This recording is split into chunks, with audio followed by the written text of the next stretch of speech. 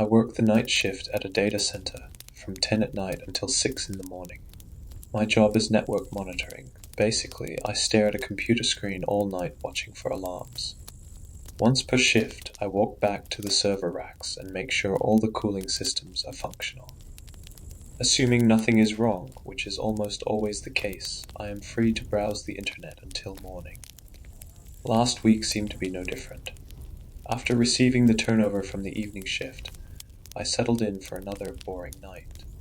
I read through the day's emails, opened my monitoring software and camera feed, and started looking for the night's entertainment.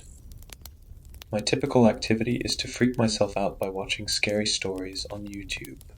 The environment is perfect, lights dimmed, all alone in an empty building for hours. I pulled up a compilation of terrifying true scary stories and let my imagination run wild. I was absorbed into the tense story of a hiker pursued by an unknown entity in the woods. My vision narrowed in on the screen and senses on alert. When I thought I noticed movement on one of the cameras monitoring the server racks, I felt a pang of anxiety and my heart jumped. But this was not my first time intentionally frightening myself, and paranoia is inevitable in this situation.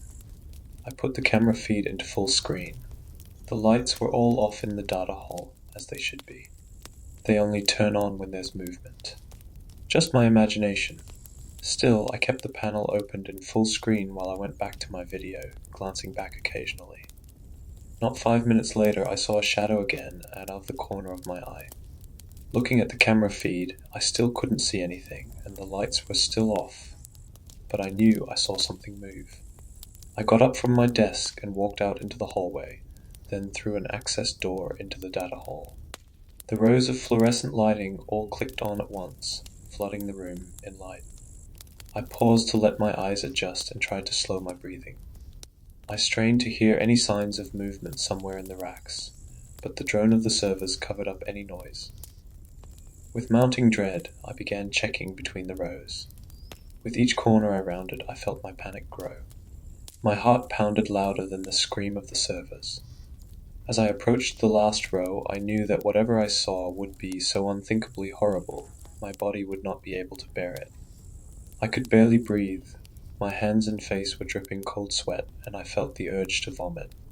I willed myself forward, and, in a moment that felt like an eternity, rounded the corner and saw nothing. I was alone, of course.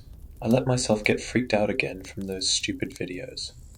Relieved, I went back to my desk. I switched over to a documentary on fighter jets, and the rest of the night passed uneventfully. At last morning came. The morning shift came in with his usual hangover, and we discussed the non-events of the night.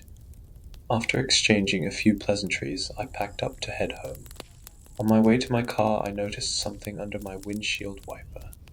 Drawing closer, I saw that it was a Polaroid picture. With trembling hands, I picked it up from under the blade and held it up to my face. Rows of server racks in a brightly lit room. I stood facing away from the camera, preparing to look around a corner. In the middle of the frame, reaching out from behind the camera, a man's hand clutched a knife.